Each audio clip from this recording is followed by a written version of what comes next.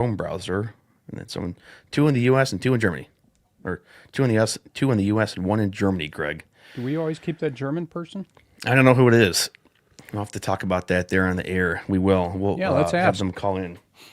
It looks like we have somebody from Germany. Reach out to us. Let us know. Yeah, 856-446-8873.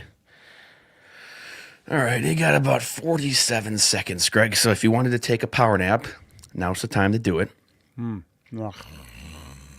We should just, what we should do is just come on like this.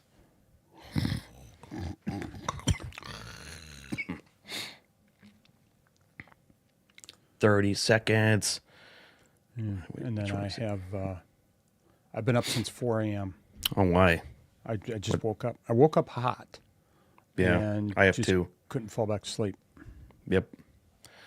Well, then if you woke up hot, then just turn on the air, right? It's already down to 62 in our house. Well, you could probably get it down to about 52. All right, about to run it. Here we go. Good morning. It's Tuesday. Let's go. Real lawns, real equipment, and real business. Work with your hands and do it with purpose. Turf Nerds on Turfs Up Radio, hosted by Evan Lindman and Greg Durbin.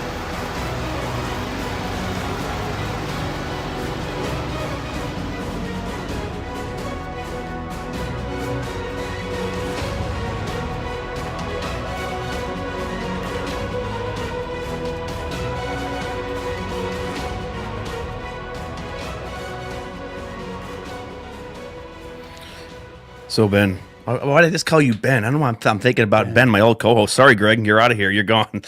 Let me see. 2 years together, and Yep. I get Ben. Here, No offense. why don't to you Ben, do a little eulogy for me there, Greg? Anyways, what I was going to say, I was showing off my Schleybaugh engine, little Toro. How do you like that little front loader there, Greg? If you guys are watching, you'll be able to see this here. It's a little front That is loader pretty that I got. cool. I purchased a lot of things from Schleybaugh Engine, and the dealer is so nice. They're three hours away here, guys. They're great. The Amish do a great job. I did an interview with Ruben, and they just send me random stuff there sometimes, Greg. Can never have enough hats, can never have enough coffee mugs. But we were talking, Greg. We got a listener, at least from this radio.co-stat, who's from Germany. We need to. Where in Germany? Tell me. I don't know. This one listener Tell that us. it claims here, call in 856-446-8873. It says someone's from Germany. Could be a bot. I'm not sure, Greg, but makes you feel international, doesn't it? Yeah, it does. And do bots count? That we can count them as? Are they like people too? I guess they are like people. I'm not. Yeah, well, bots at least make us look good here, but it's kind of cool because we'll peel back the layers here like an onion, guys. Some of the behind the scenes, we do get some stats of who listens in here, and it says we got someone from Germany, so Yeah. that's pretty cool. I know for a fact that my brother's learning the German language right now, and I think he's doing a pretty good job. Our language is grass, Greg, isn't it? Our language is grass. The thing about the German language, aren't you like spitting on people and hacking up a lung and stuff when you talk? I don't know. I thought the whole joke with it was it's Yeah, kind of an it's, angry language, but then yet again with us, we hop on here. Yeah, we hop on here. It's like, Evan just mumbles his way through a show, but hey, people listen. We've gotten great feedback. So, but we're back, Greg. Yeah, of course. We're alive. If our listener is not a bot, then I just insulted him, and we could have lost. Is he still on? So far, it does say it's kind of like a live update, which is pretty Okay. cool. But Hopefully, we're talking I didn't about offend anyone. No, you did not offend anyone. We're not PC here. Anyways, Greg, so we're back. Another episode. It's this Lawn Care 101 week, Greg, and we're going to touch on some routes, rain delays, and then at hard 7:30, we are going to call Eric the Turf Teacher Jones to kind of talk about lawn health, which I thought that was a brilliant idea. We're sitting down. We're always trying to plan shows, Greg, aren't we? And it's been fun to kind of bounce some ideas, and I was always we were just talking before we hit the play button to get on air. Got to make sure that we get through the first two top routes and rain delays. And I was telling you, Greg, I have no problem blowing through everything, but then you can reel me in. I can rush through things, but then you'll anchor me, right? You're my anchor. Yes, I can't think of a good anchor joke. Sounds kind of just got sounds like me stumped on that one. sounds so, like Titanic. Greg's my anchor. uh, Here we are. Where they're at the bow of the ship or whatever it was. yeah. Well, that wasn't the anchor though. Yeah, that was the bow, and we could. What's the song they're playing there? I can't even remember. My heart will go on. I would play that, but we played a lot of. I mean, we might be able to play it on here, but then YouTube would just shut us down, which they haven't. Yeah. Well, we've been good over the last day, and that one weird strike that we had, but now the account's back in good standing. Over the last day. Yeah, over the last day, guys, we're good. The Yeah. Turf Nerds So for YouTube one channel day, is yeah. we were good. Other than that, apparently not so good. No, And, but that's the life we have to live. We're living on the edge. always. Oh, we should play It that is song hump too. day too, right? It is hump day, middle of the week. It was really cold yesterday, Greg. It was maybe 25 degrees here. It went from like overcast to kind of sun breaking through to snow.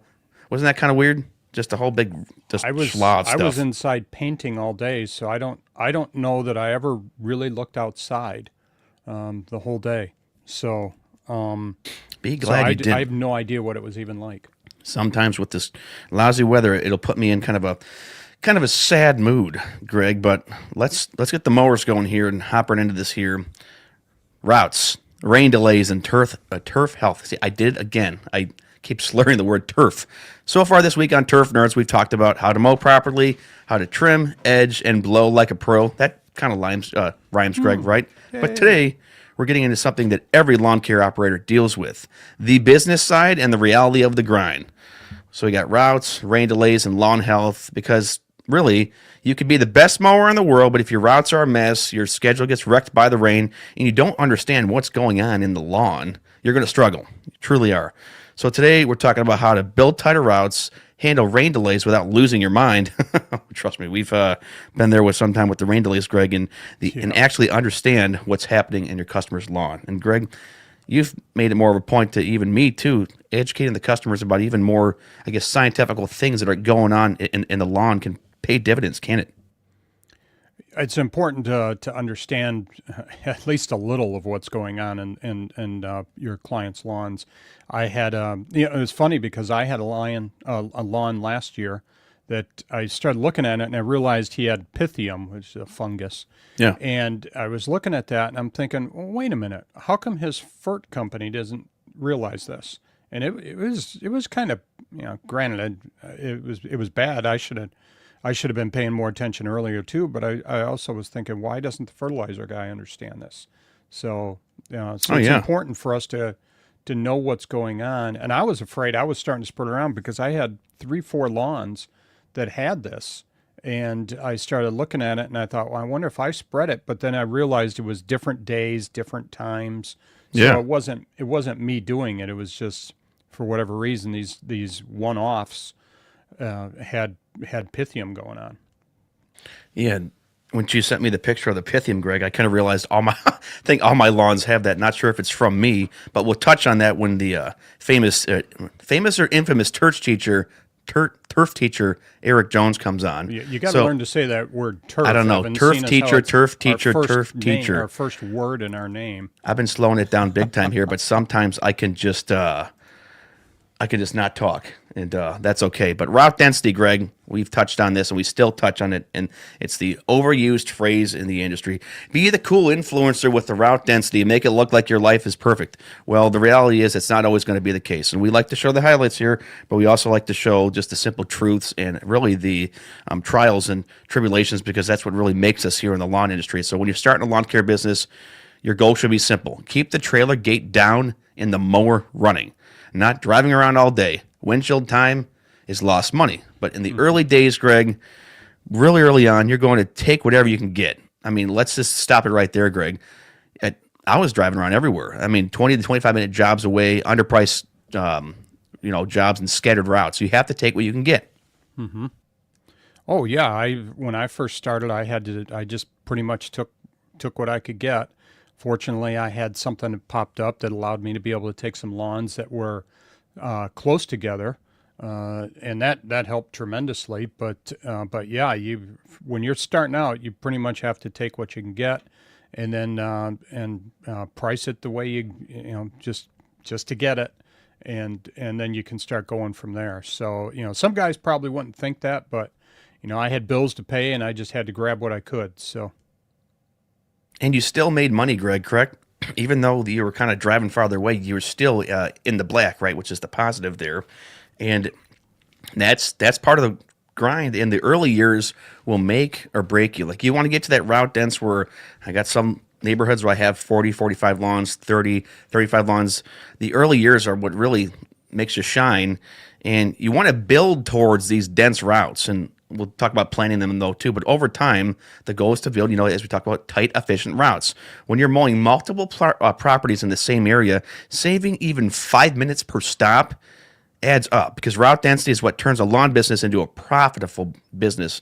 And Greg, we've talked about down to the minute here in the industry, because you and I have mowed literally until it gets dark. And you know what I just found out recently was in my area, we're allowed to go start at 7 a.m. cutting, but we're supposed to stop at 7 p.m. And I've gone well past that. It's the early morning, I think they would get people upset. But, if I can start at 7 a.m., I can't, because we're doing our show. But there is an important thing that we have to look at, is just making sure that we're running, that we're getting as much done as we can. Sometimes you got to go late, but when you don't have that route density, when you're spending that time in front of that windshield, and driving, you're losing time. 5 minutes adds up big time. And Yeah. Go on. Sorry. Well, you think about it. If you have to drive 5 minutes to a lawn, and then you have to unload your trailer, so you figure it's going to take you 5 minutes to unload. Yeah. And 10 minutes to load and unload. How's that? That's probably a better way to look at It's it. true. Plus that 5 minute drive time. There's 15 minutes right there. And so if you can work on that route density, and that's going to be really important for you. And how do you get that route density? It's the 5 houses around. Knock on the 2 doors on either side. It's like 3 being a houses realtor, across isn't it? The street. Yeah. And that's going to be important for you. That's going to help right there. That's, if you pick up those 6 lawns, think about it. If you had to drive to 6 separate lawns, you just spent 15 minutes times 6. What is that? That's 30. It's an hour and a half of driving and loading and unloading. And how many lawns can you cut in an hour and a half? Me? Well, depending on the size and everything, I don't know. Solo operators should be able to cut anywhere. Greg, but can we cut about 3 lawns in 1 hour? So 4 lawns in an hour and a half, or 6? I figure I'm roughly, don't know. because mine are a little bit larger than yours, I Yeah. think. I'm probably about a half an hour a lawn. That's that's probably kinda more the way I realistic. figured it. So maybe So- 3 in the hour if you're good, 4 if they're right there. But you made a fair point. You want to get into these neighborhoods, and we all want to be the route dense guys and do it. Well, we're not doing anything like that's too out of the ordinary. Pass out flyers and knock on doors. You can be that lawn care like realtor salesman, and trust me, neighbors love to be nosy and know what's going on, and just being a little bit friendly with people will get you literally a long, long way. Like my farthest lawn away, Greg, is 9 minutes away. That's from my house to my parents, which that was blessed. But I cut out a lot of my route. During the pandemic, we were mowing up to 200 lawns a week. Then Zach and I parted ways. He just really didn't want to do it, and he wanted to do a different job. And I snipped off routes after routes after routes, and I snipped off routes that had dense lawns to them, but I had to do them. It's a sacrifice that I had to make, and it's unfortunate, but it's okay when we're starting out earlier if you have that 20-minute, 25-minute windshield time, but you shouldn't be like that. Like your business should not be run about. Honestly, Greg, and we've talked about this, though, too, stops and building routes, which we'll kind of touch on here with some route planning software. I don't really take on single stop lawns anymore. I almost have a 2 or 3 stop minimum, and you have to get there, and it really takes time. But I get guys are in certain areas where they can't always do that. But where Ollie Spencer is going to uproot, and he's trying to go into a different area, as we've touched on several times over the past week, and he's driving about 55 minutes away to try to fix his schedule. And if you can get enough lawns out there, I think he can make it happen, because he cuts more of these rural big lawns, which that you could have rural big tight lawns too, which you might be able to afford more drive time if you're cutting like acreage. Greg, would you agree? Well, if you're cutting acreage and if you're getting paid for it. So just because you're getting acreage doesn't necessarily mean you're getting paid. Yeah, told you, I think last week or so, that I had an opportunity to do soccer fields, and I quoted it. And I looked at it. And I said, okay, well, if I were cutting, I figure it's going to take me 4 hours to do all this, and if I were cutting lawns for that 4 hour time period, how much would I make in that time period? So that's what I charged the guy. He didn't want to pay it, and or that's what I quoted him. And he didn't want to pay that much. He thought he was going to get a deal, and I said, "No, I can't. I can't lose a half a day of mowing just because you're gonna want a deal." So I quoted him what I thought was a fair price. Granted, I wouldn't have had to move, but I was going to still make that money if I went and cut the other for the half day with other lawns. I would have made that money. So that was. You got to make sure that you're taking care of yourself. You got bills to pay. You got equipment. You've got fuel. You've got a lot of stuff. So that extra when you're spending time driving around and stopping, it's going to affect you. So it is. Well, here's the other thing to look at too. Sorry to interrupt. Okay, let's say it's 5 minutes per stop that you're losing. Let's make it easy math. That's 1 hour. And how much can you make in that hour? Let's say you're making $50 a lawn. You can cut 2 lawns. That's $100 you just cost yourself by driving, by making single stops. So get that route density. You can make an extra $100 a day, $500 a week, 30. Let's easy math. Let's say that's 30 weeks of cutting. That's $15,000 a year. I like your easy math, Greg. 856-446-8873. Do you guys like Greg's easy math? But no, you make a fair point. So there's guys who have the bigger lawns who can't get all that dense. Make sure that you're really taking care of yourself and it's worth your while. So route planning software, Greg, this is bigger than what people think, and I think it's just practical. Route planning tools can help a ton. I don't use them to the day. Here, Ken Robbins. I don't use them to the day, but Greg, we've tried Yardbook. That's kind of clunky for routing, isn't it? Like I've tried that, and it didn't really work all that well. I haven't done the route planning tool. I've just kind of look at it because I've got certain lawns that need to be cut on certain days. And granted, I would imagine it works that way. Yeah.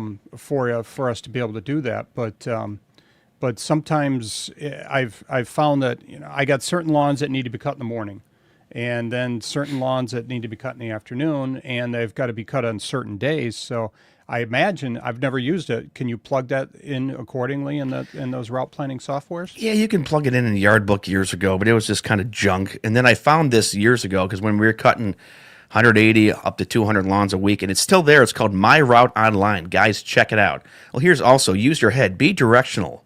Know your area. Please know the service area you're working in. Know the roads. Greg, I can't tell you how many people my age and even older don't know how to just know where north, south, and east and west is. Like it's west of 275. Do you know where that is? Like that's huge. If you kind of somewhat know the area, like we drive for DoorDash here in the winter, I'm really savvy at planning routes because I know like directions. I feel like guys are directionally challenged here a bit, aren't they? Yeah, some easy way for me to learn it. Years ago, I had a friend of mine. I said, I'm terrible. I was in college, and I said, I'm just terrible with directions. He says, where's the Mackinac Bridge? And I said, well, it's that way. He says, what's that way? I said, well, it's north. And he said, okay, so turn left. Which way are you going? And I said, oh, that would probably be west. And he says, yep, turn right, and you're going east. If you turn around the opposite way, you're going south. Now you know directions. I said, okay. It was the easiest thing for me to be able to learn, and that's huge. I still think about that to this day. And this route planning software is pretty good because the goal is to start. So you start at your house or your storage unit, guys. The goal is to have your last lawn be the closest to A, your house, or B, your storage unit. So My Route can optimize routes. Okay, customizable stops are pretty nice, and there's easy adjustments, and it's inexpensive because you can pay, I guess, per cost of like property, which is like pretty cool. Try it once. Just try a route tool, like planning tool once, because saving minutes per stop adds hours back into your week, and that is huge, Greg. So we're coming up against it, Greg. Let's kind of touch on some rain delays here. Rain delays. Yeah, a momentary pause. Congratulations to Kenny. By the way, he's another grandpa. Yeah, he is. Yeah, his daughter had a baby, so congratulations to Kenny. Well, I was thinking about, I forgot to mention it yesterday. They are loading them up. Congratulations, So Kenny, and another photographer in the waiting. oh, they're all just coming up. They're just spawning like NPCs. So we love and we hate rain delays, Greg. They're part of the business. The Lord brings the rain when He wants to. Don't try to challenge God or question Him. Or I've sat there, Greg, before, and I've thought, like, Lord, I've prayed against the rain. That's one of the most stupid prayers you could pray against, because there could be a farmer out there in Iowa or somewhere who needs the rain. So Evan, stop being selfish. But they're nice. You get an unexpected day off, but most of the time, it throws your schedule off. A full day of rain can push you around back a day and sometimes into the weekend. So if you mow Monday through Friday like I do, but I'm trying to change that. If you mow Monday through Friday, you might end up mowing Saturday, in Saturday or even to Sunday. But that's part of the job, Greg, isn't it? It's sometimes with that, you just got to, I guess, look back and get a kind of a more of a 30,000 view overfoot about rain delays here. Last year, past couple of years actually, and I mow Monday to Thursday. I give myself a rain day. And if I don't use the rain day, then I pick up side jobs here or there. And but last year, I did not mow 3 times on Friday because of all the rain we had. A lot of rain. It was brutal. And it was funny because I didn't realize it, but a friend of mine is in a golf league, and he ran into him and he says, "Yeah, how's the mowing going this year?" He says, "Rains every Wednesday."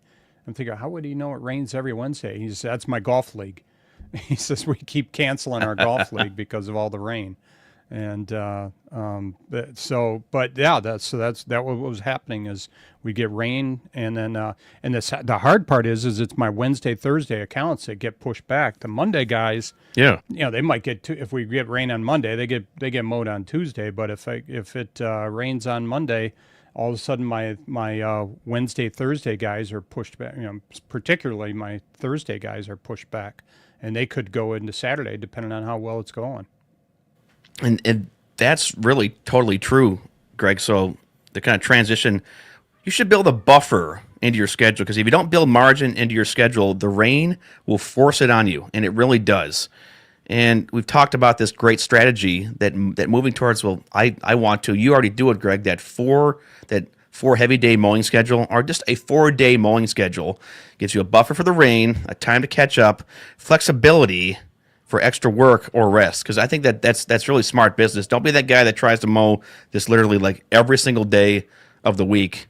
Because hey, I did that even recently as 3 years ago, and then you end up mowing 14 days straight, because then you're going to fall behind. And that's where guys get into trouble, Greg, like yours truly, trying to completely reset. So you fall behind, and if you try to completely reset your schedule like mid-season, say, oh, we got too many days of rain, I'll just reset the week.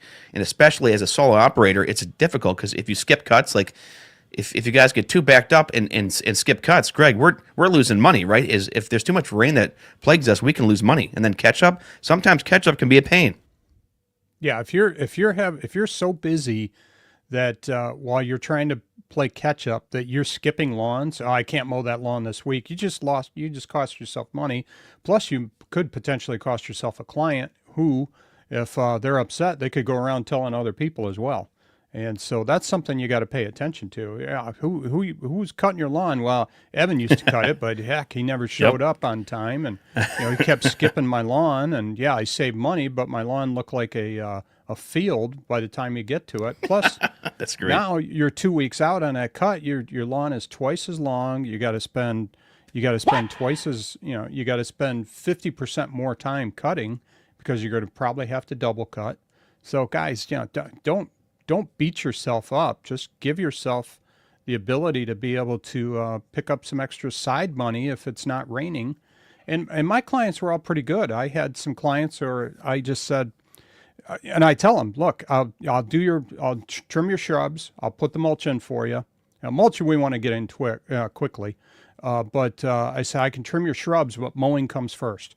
Yeah. And they say, oh, okay, makes sense. And then I said, I can get to you. I mean, I had some jobs I didn't get to until July last year, because it was just I was so busy.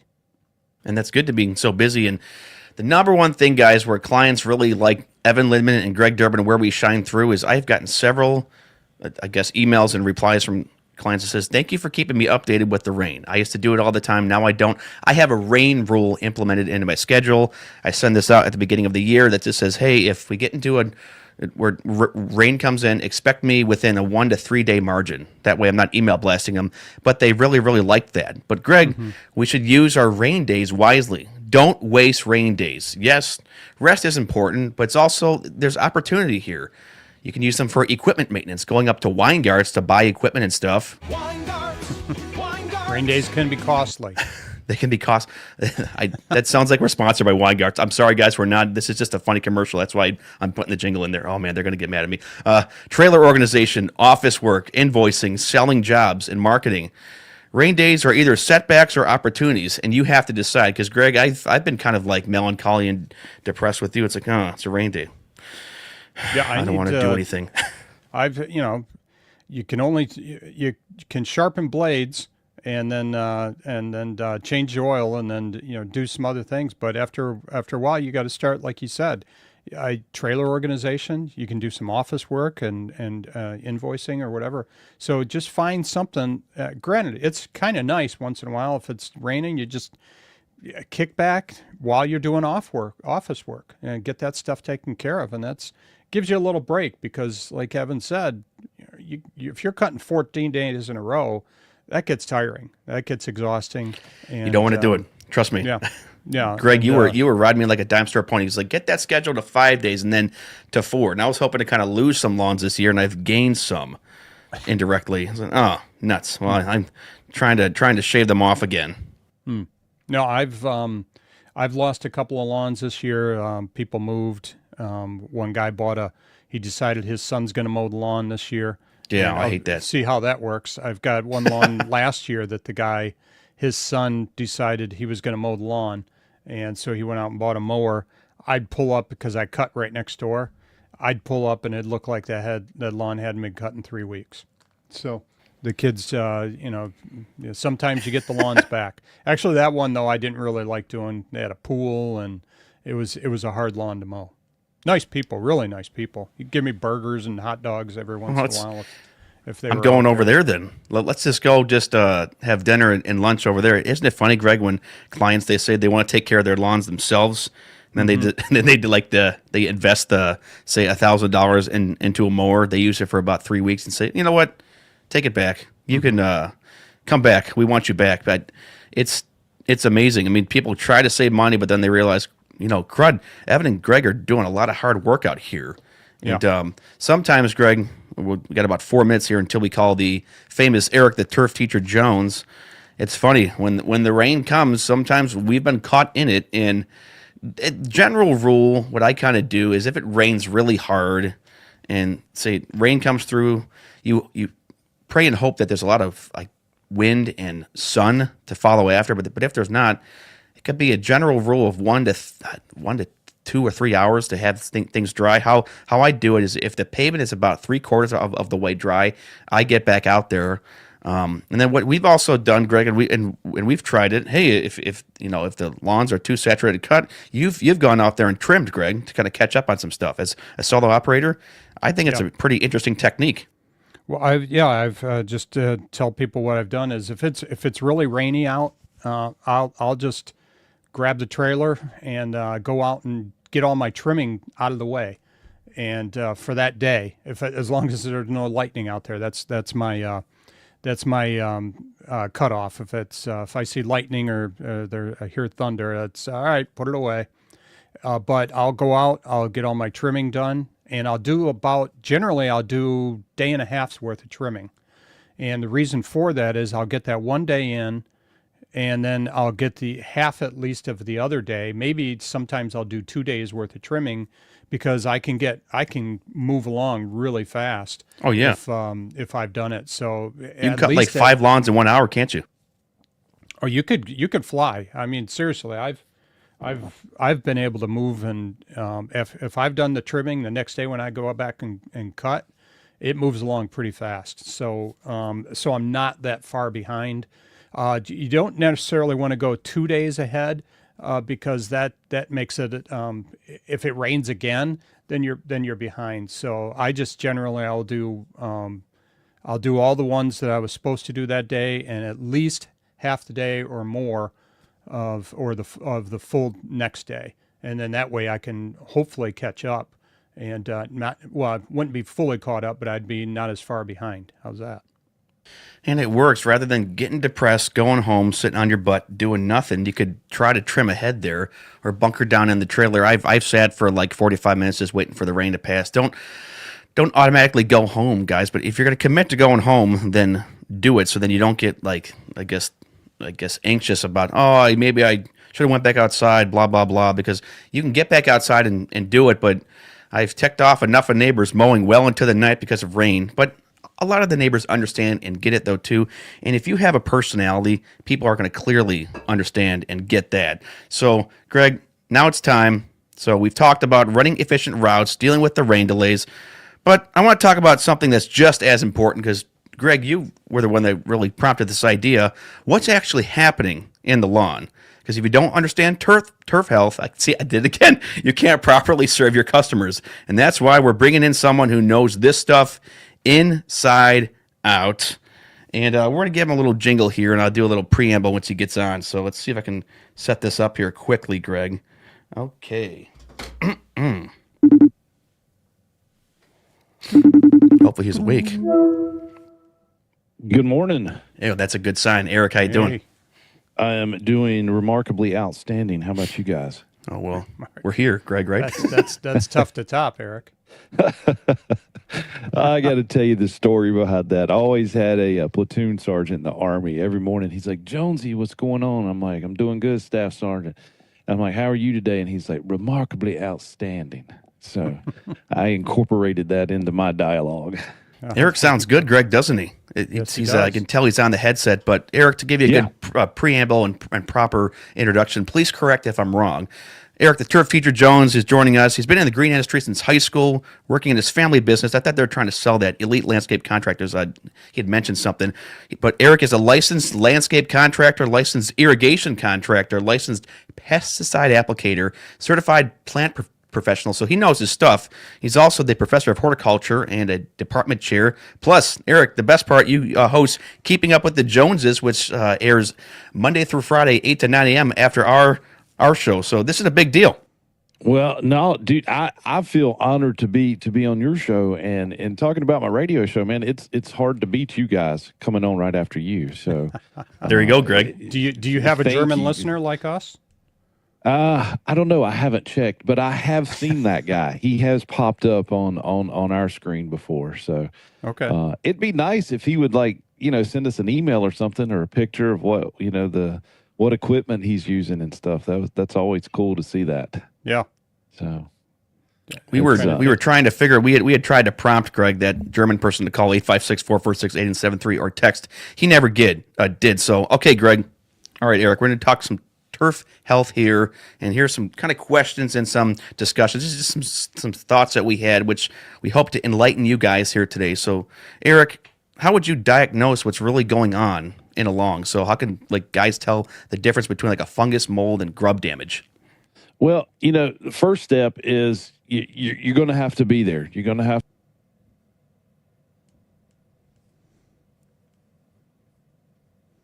Hey, I don't know what happened. I don't know if we're still on the air, the grass. and we may have lost. Sorry, I had hit the back button there in my browser. Take two. Sorry about that, guys. Oh, all right. Can you hear me now?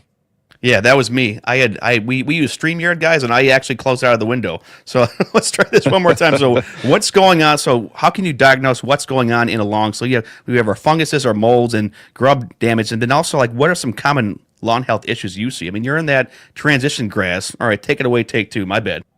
No, you're good, brother.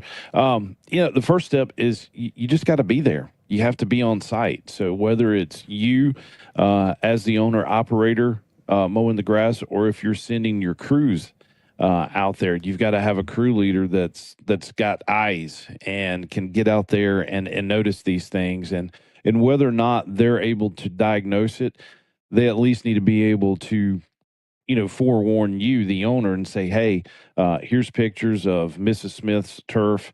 We probably need to get you or a lawn care technician out there. But it's really a 5-step diagnosis system. You really got to look at your turf as maybe a crime scene, or you're the private investigator going out there and doing it. And I've always referred to it as site inventory and site analysis. So site inventory is what you have, like what's going on, what signs, symptoms do you see, and then your analysis. Hey, what do I need to do to correct this? But first thing we want to look at, pattern recognition. What is the problem uniform? Are you seeing it all over the yard? Could it be a fertility issue? Could it be a watering issue, or even sometimes environmental? But I think our biggest problem is going to be irrigation.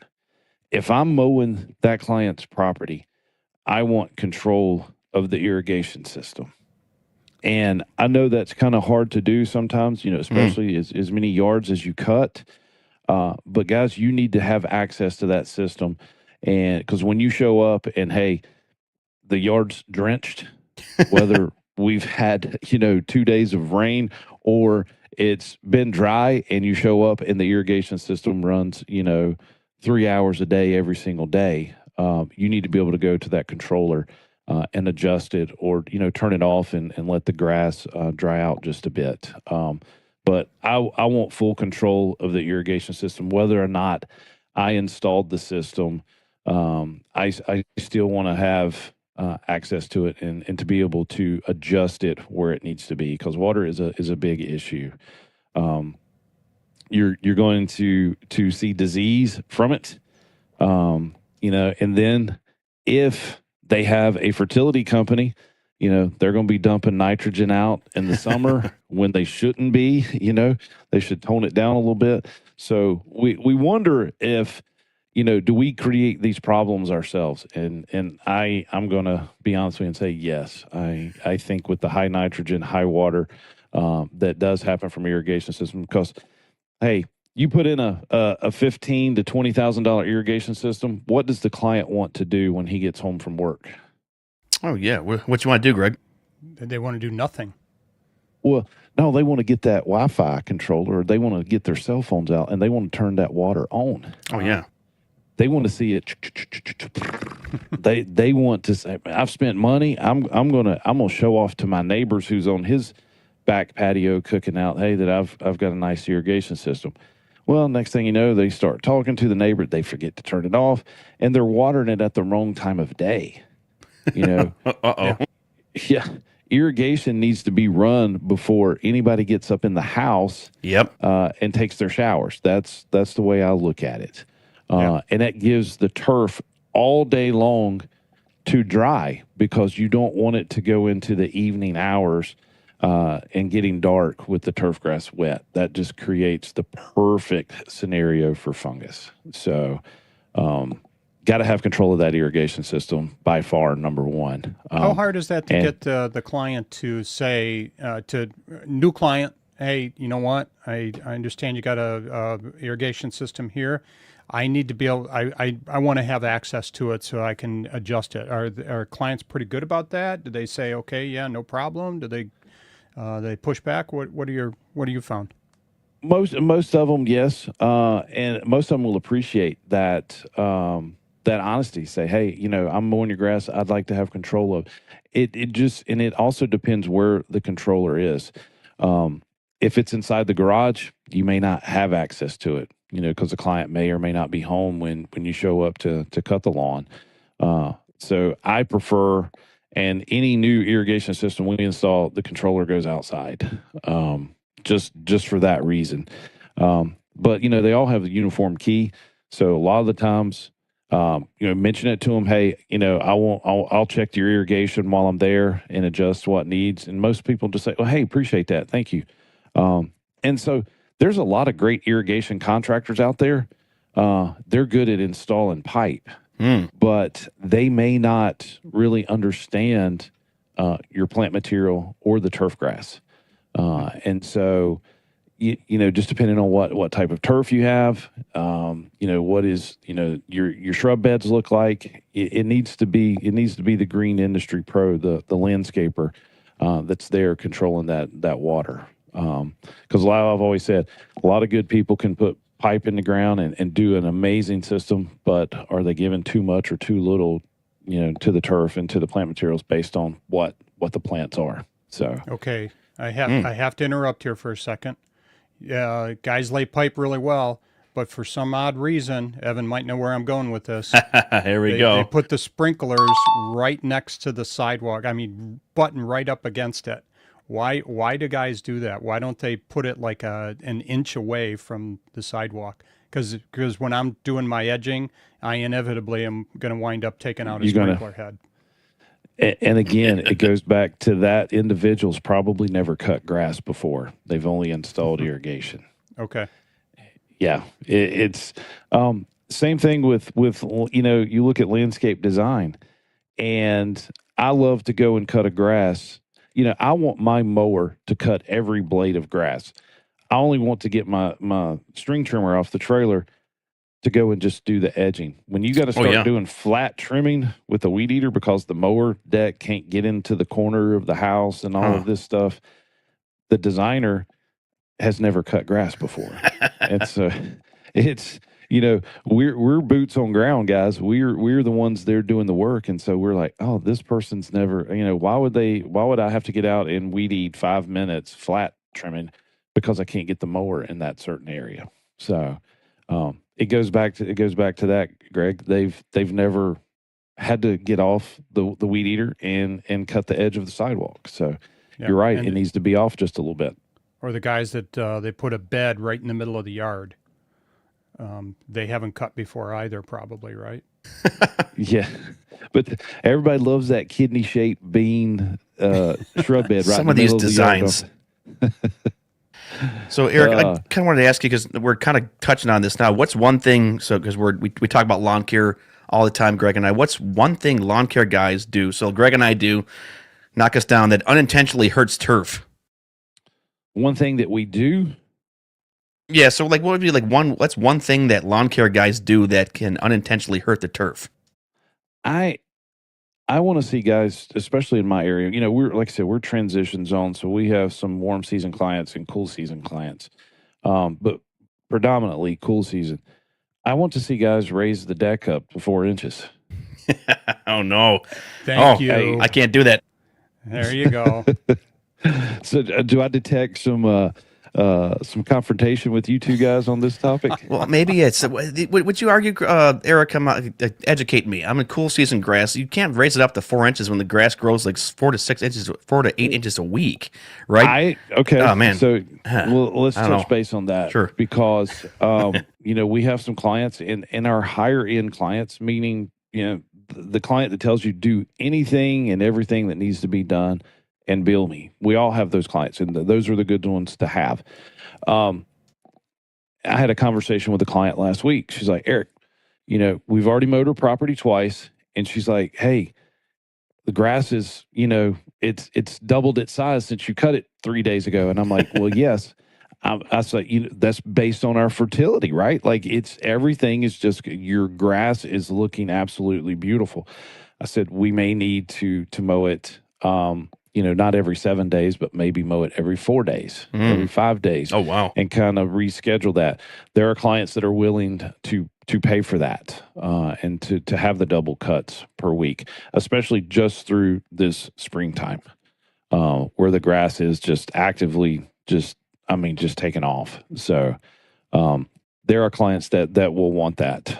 And they understand, you know, cutting it at 4 inches, you're going to have less Bermuda grass problems that creep in to the fescue. I mean, it's going to be shaded out. You're going to have less weeds because the weeds are going to be shaded out. They're not going to be able to germinate, and it just gives a healthier stand of turf. And that's what we want. And so many guys, they cut it way too short.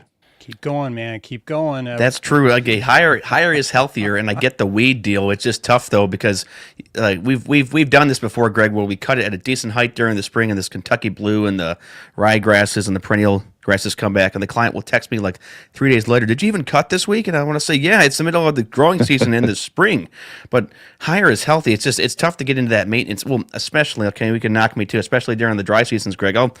I'll raise that deck to 4.5, 4.75, 4.75. Will not. Well, you want to be able to get in and get out. Eric is basically seen you cut at 4. Eric was basically saying that I cut too short. He would probably classify my lawns as "quote unquote" scalped. So, oops. Well, you ever see that? Like we have a lot of guys here in our community that retired. And okay, so they retire 55 years old from, here, we have the big hospitals, but prior to that, we had the big tobacco industry. And a lot of these guys would retire early 50s, and they would do 30 plus years and be able to retire at 50 some years old. They get bored because their spouses are still working. So they cut their yard 2 or 3 times a week because they have really nothing else to do. And it's like every time they cut it, they lowered that deck just a little bit more. And they would go from having a beautiful tall fescue lawn, and then just over time, that first year of retirement of cutting it really short, and then it starts turning into a weed yard, into a Bermuda grass yard. It is just where they're out there, umbrella over top of them, and they're just riding their John Deere mower tractor around, and they've just cut it way too short. So And Sounds they- like all I my think mom. they would keep it long because they're used to seeing those giant leaves, right? the leaves, The tobacco leaves. They're used Oh, to seeing yeah, giant yeah. leaves. So. yeah, it's, Bad joke. Didn't go as well as I thought it might. yeah, that's okay. You caught me off guard, man. I Sorry. knew what I That was was- thinking. It was really funny in my head. Oh, but guys, great topic this morning. I love, talking about route density and all of that. You guys are 100% on target with that. Love it. So, Eric, how would you identify if a lawn is stressed? I mean, so we have overwatering or drought, but and also how much damage does mowing in wet conditions actually cause? So, I'm sure the lawns have different stages of being stressed, but then overwatering, underwatering, and then say Greg and I are out there, we got caught mowing in a wet lawn and may damage it. We've always said I've hardly damaged any lawns, but grass comes back. Grass is pretty hardy. It can be hardy, yes. Again, when it comes to being too wet, we really need to get out and walk. Are we walking? Before you get the mower off the trailer and you pull up and you're like, hey, we've had some rain, or it looks like the turf's wet, or you see the pavement wet because the irrigation's ran all morning. Get out and walk. And if you're walking through it and it's squishy, if you're putting your foot and it's sinking down, you don't need to get the mower off the trailer. You can also start to smell like a sour smell if the soil is too wet. Like, just again, get out of the truck, walk around. Interesting. Yeah. Wow. Do that investigation, do that site inventory and analysis. Knock on the door. Hey, it's too wet, Miss Smith. We can't cut today. What's going on? Bob, he was home last night and he was messing with the irrigation. So many men are meeting our clients. They mess with that irrigation. Like they can't leave it alone. And so especially if it's inside the garage, they pull inside the garage and they look out and they see that controller. They're like, hey, I'm gonna go inside, take my bag in. I'm gonna go back outside and play with my irrigation controller. If it's on the back side of the house over where the air conditioning unit's at or wherever all the other utilities are, they're not going to see it. They're going to leave it alone. So that's why I tell every irrigation contractor you need to put it right here. That way, Mr. or Miss Smith will not mess with it inside the garage. And also, I don't like the apps that they can put on their phones that can control it. I know it's good for us because we can control it that way too. But any technology and especially when a man spends that much money on an irrigation system, they're going to want to play with it, and that's the worst thing they can do. They've plagued us, Greg, haven't they? These clients, they overwater, or that one client, Greg, where they had to fertilize, 2 or 3 times. Or there's some clients that are trigger happy, and I think they just overwater. So I mean, you could probably dial that down because your lawn's already saturated. They water it just for fun. I sit there scratching my head. What, man? You must be made of money. You'll complain over my price, but then you'll water your lawn to death. Yeah. A little background on what Evan was saying was I had a client last year that wanted me to mow his lawn desperately. I mowed the lawn next door, and he really liked my cut. Well, he changed his fence gate in the back so I could get my mower back there. He really, really wanted me to mow. So slight background there. And then, so what happened was I get to his lawn, the first cut, it's just really long. And we're talking, I find out that he had his new fertilizer company come out, forgot to cancel the old one, and for whatever reason decided he needed to boost it up a little bit. So his lawn was fertilized 3 times. And Yes. oh, it was just a nightmare. It should have been maybe a 45-minute lawn to cut. It was taking me 2 hours because it was so long. And finally I called the guy and said, look, end of the month, I can't cut your lawn anymore. It was a nightmare. Plus he had a pool, and I had to be really careful about not getting any grass toward his pool. And he had 3 dogs. So it was wow. I had a trifecta going on there. It was a perfect storm. Yes. Wow. We all get that client too that, they want to go to Tractor Supply and buy a bag of fertilizer after it's already been fertilized. I don't know why they do that. I think the FERT guys, if they're any good, they'll do a good enough job. Eric, hey, we had touched on some like rain delays earlier on here in the show. So even for all of us here, how do repeated rain days affect our turf health? I mean, I think too much rain could probably stress that out, couldn't it? It is. It's going to. For one, there will be the delay in mowing, and there are guys that just have way too many properties, and so I've heard contractors tell me before, if it rains on a Monday and you're scheduled to be mowed on a Monday, guess what? You're going to be mowed the following Monday because, again, just like you guys were talking earlier, they mow 6 days a week, and that's hard to do, and you shouldn't do that. But again, we're all business owners. We're trying to make money. We're trying to grow our business. So we see the number of yards that we cut as more money coming into the checkbook. But yes, rain is going to hurt it bad. A simple fact is just the disease is that it's going to cause. But if we try to mow it, and just because we can mow it doesn't mean that we should mow it. You seriously got to get out and walk that property and see what's going on. Because, also we may have had some rain, is the client, in a flat yard, or are they kind of on a slope? Is this water, getting off the property quick?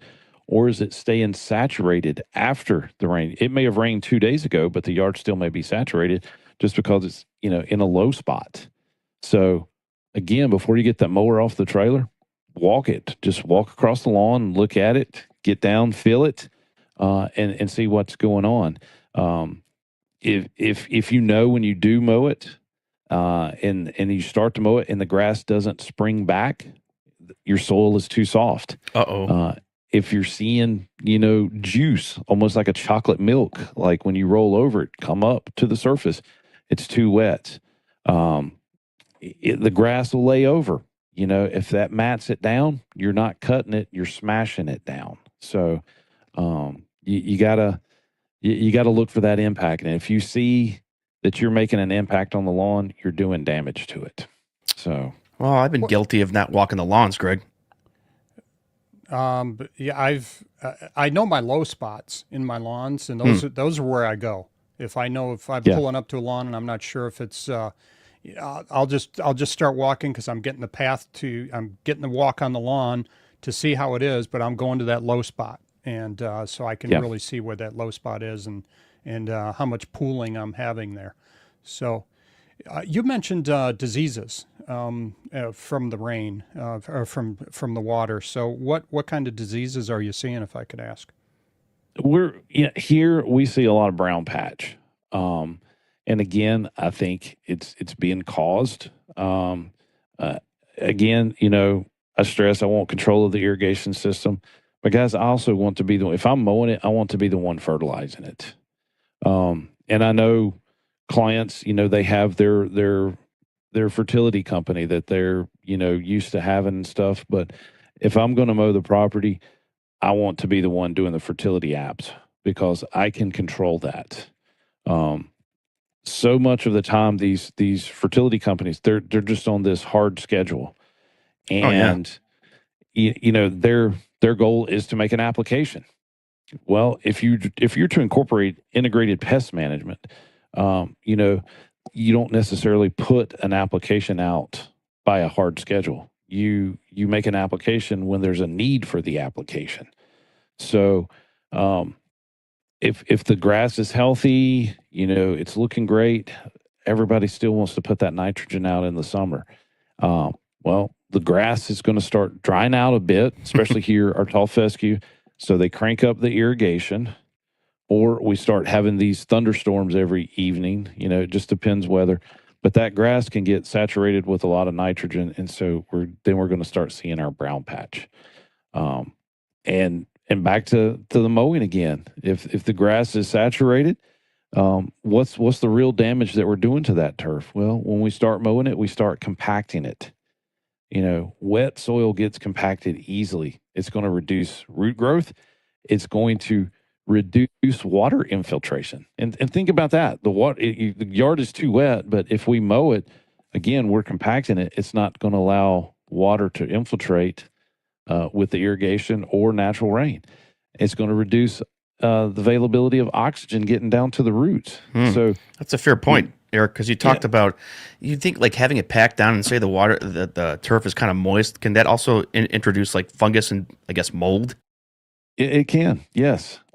Wet turf is just susceptible to that. It is more susceptible to that than anything, and especially wet grass going into the evening hours.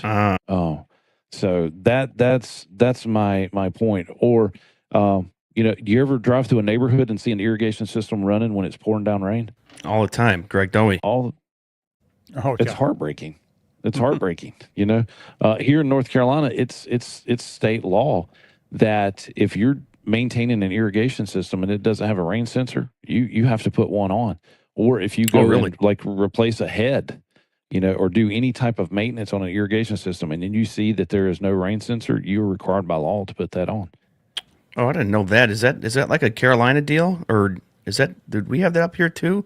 Eric, in Michigan, not that I know of. That's interesting, isn't it? I'm sure when Eric's driving around these neighborhoods, Greg, and it's a downpour, and he sees someone with their sprinklers running, he just sheds a little tear, doesn't he? It's heartbreaking, man. Yeah, but I've actually seen it at one of our major universities here in town. Drove by the sports complex, the football field, the baseball field, and the basketball arena, and drove down the main street there, pouring down rain, and along the boulevard, all these rotors going, and I'm like, wow, yeah, it just did you turn them in? No, and the irrigation police. Well, and we do. We have a licensed irrigation contractor here in North Carolina. So we do have a way to turn people in, and they will send out an investigator to actually look at it. And when we pull our permits to install an irrigation system, you have to show that you're a licensed irrigation contractor, which is a very, very hard test to pass, by the way. So, oh goodness, oh wow, it is very lengthy, and I recommend being a member of the Irrigation Association and doing some of their training modules before you were to sit for that exam. That's tough. Don't get me strenuous. going. Don't get me going on tests here. I was always a horrible test taker. We have let's see. We got Eric roughly before we transition on to your show. We got about 2.5 minutes. A couple more questions to go here to kind of educate again. What should lawn care operators be looking for on every property? Kind of retouch on that. On every property, again, just get out and scout. Are you seeing weeds? Are you seeing bare spots? Are you seeing problems with dog urine? That'll get you fired faster than anything, and it's not your fault. It's not. That's when you got to knock on the door, take pictures, send them an email, say, "Hey, I think your golden retriever's been out here, doing his business. this isn't my fault. And even, the dog poop. I can't stand that. People need to be respectful of their company that cuts the grass. We shouldn't be out there, hitting it with a string trimmer or anything like that. But that you see those extra green spots, the poop's there. If you see the yellow spots and you walk around and that you've done everything right, and you go and see that it's from dog urine, you need to notify them. And you have to stay in contact with your client. I send pictures. Like if I'm there or if I'm following behind the guys and seeing what they've done, I'm taking pictures. I'm texting it to the client. I'm uploading it to our CRM. I'm letting them know, hey, I've been here. This is a situation. And guys, I'll take a simple video and let the client know, hey, this is what's going on. And I get so many clients say, thank you, Eric, for letting me know. They're out working too. And a lot of these guys, they may not get home until late evening. They're not even paying attention to what's going on their turf. So they really appreciate the text and the videos and stuff like that, just to let them know what's going on. And you've already touched on this. How can operators, as we land the plane, we got 35 seconds here. How can operators educate customers without overwhelming them? Educate them without overwhelming them. Just a little bit of information at a time. Don't start talking about future problems. Only talk about what you're actually seeing there. So that's perfect. Guys, you heard it from the horse's mouth. I hate saying the horse's mouth. I got to come up with a better phrase. Eric Jones, the turf teacher. He is coming up next here on Turf Stop Radio with him and his lovely wife, Jennifer Jones. Only on Turf Stop Radio. Keeping up with the Joneses. Guys, thank you. All right. See you guys. Take care. Eric.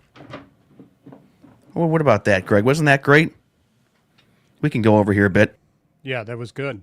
That was really good. I got a lot of good information out of Eric there, and he's got a lot of background. He's been doing this for 30 years.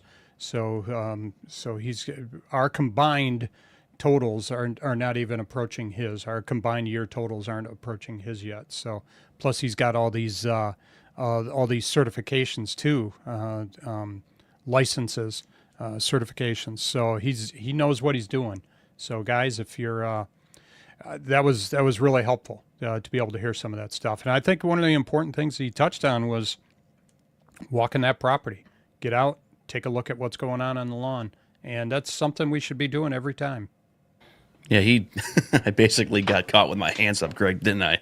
He necked me for the mowing height, and then I usually get out and walk the property, but sometimes you don't. That's okay, but anyways, Greg, that's all we got for today. Tomorrow, you're going to like what we're going to be talking about. We won't even tease it. Just hop on 7 a.m.